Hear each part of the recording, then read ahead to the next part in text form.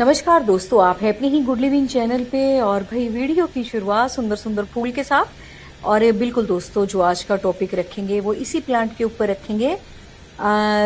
है तो ये हिबिस्कस का ही फ्लावर, लेकिन दोस्तों ये वैरायटी जो है हिबिस्कस की अलग है। ये है वेरीगेटेड हिबिस्कस। अब ये वेरीगेटेड क्यों है? वो इसलिए है क्योंकि इसके पत्तों पे आता है डिजाइन, और इसके पत्तों पे जो इस तरह की कार्विंग है, और बिल्कुल इसके पत्ते एकदम डेकोरेटिव जो हमारे प्लांट्स होते हैं उनके पत्तों जैसे लगते हैं, लेकिन है ये हिबिस्कस की वैरायटी। और इस पे भी दोस्तों उसी तरीके से फूल खिलते हैं जैसे कि हमारे हिबिस्कस के प्लांट्स पे खिलते हैं, जो आम हमारे हिबिस्कस के प्लांट्स होते हैं। तो ये दोस्तों जो प्लांट है बिल्कुल हिबिस्कस की तरह इसका रख रखाव है। बिल्कुल आपने भी धूप में ही रखना है इसको।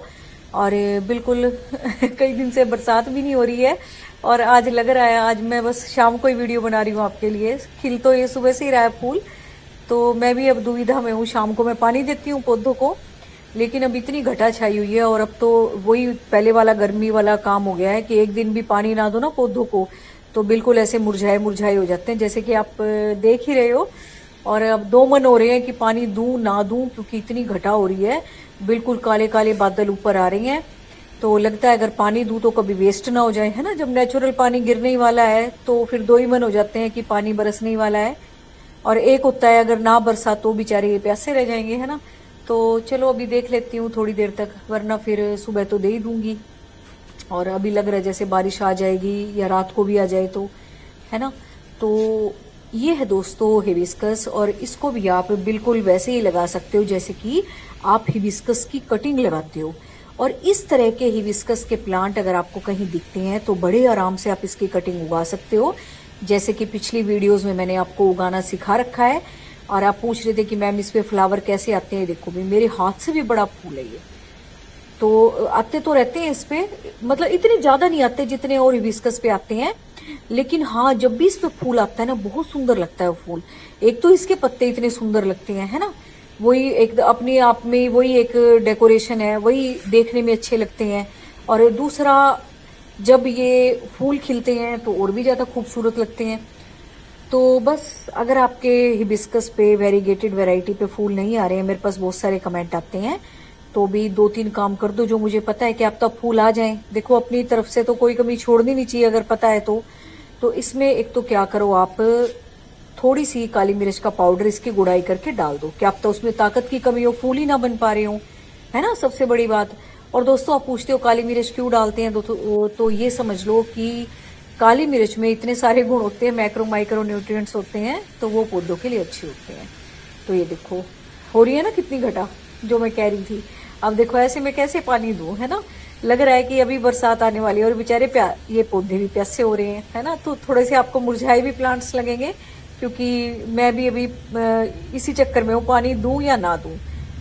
तो आते हैं उसी बात के ऊपर कि क्या कर सकते हो आप इसके फूलों को खिलाने के लिए। सबसे पहले तो अगर खुराक की कमी हो, क्योंकि दोस्तों जब हम गमलों में प्लांट लगाते हैं ना, एक लिमिटेड सी मिट्टी होती है ना, क्या तो उसमें किसी चीज की कमी होगी हो। अगर आपके पास कोई कंपोस्ट भी नहीं है, कुछ भी नहीं है, तो डेली जो चाय पत्ती निकलती है घर से उसको वॉश करके भी आप डाल सकते हो, है ना, एज ए कंपोस्ट डाल सकते हो उसे। और अगर आपको लगता है कि खुराक की कमी है तो काली मिर्च का थोड़ा सा पाउडर डाल दो। और आपको लगता है नहीं मैंने गोबर की खाद वगैरह डाली हुई है, कंपोस्ट भी डाली हुई है, तो भाई क्या पता आपकी सोइल एसिडिक ना हो, फूल खिलाने के लिए ही ना तैयार हो।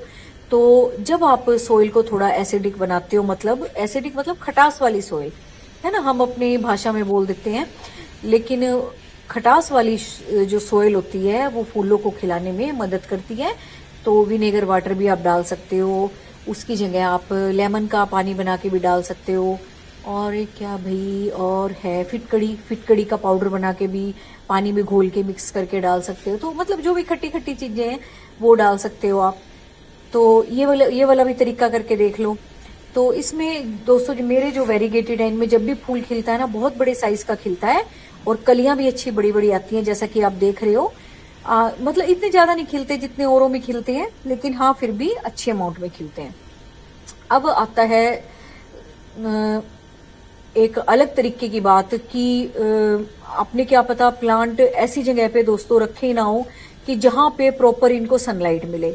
जितने भी ज्यादातर फूलों वाले प्लांट हैं, ज्यादातर उनको देखो सनलाइट की तो बहुत ज्यादा जरूरत है, और ये तो एवरग्रीन प्लांट है ना, तो इनको तो प्रॉपर सनलाइट की भी जरूरत होगी, पानी की भी जरूरत होगी। अब ये देखो एक दिन के पानी के बिना इसका क्या हाल हो रहा है ना, दिखाइए ना मैंने अभी सोयल आपको, है ना।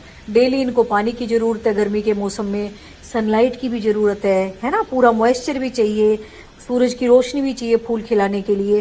तो सारी की सारी चीजें आपको अवेलेबल करानी है। ये नहीं कि आपने शेड में प्लांट रखे हुए हैं और आप वेट करो जी इसमें तो फूल खिलेंगे ऐसा नहीं होगा, आपको धूप में रखने ही पड़ेंगे, और अच्छी खासी धूप में रखने पड़ेंगे ताकि इन पे डायरेक्ट सनलाइट पड़े। और दोस्तों जब आप सनलाइट में प्लांट को रखते हो तो